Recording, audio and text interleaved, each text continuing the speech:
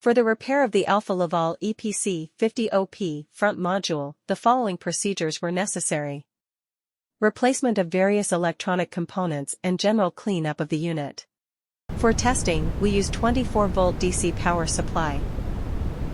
As soon as we turn it on, the unit responds, and the screen lights up.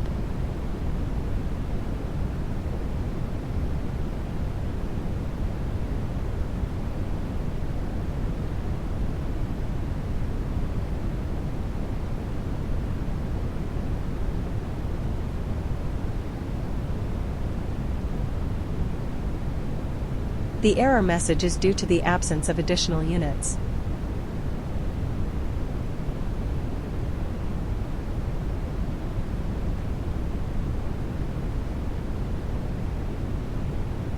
It is now clear that the OP front module is working successfully and is ready to be delivered to the client.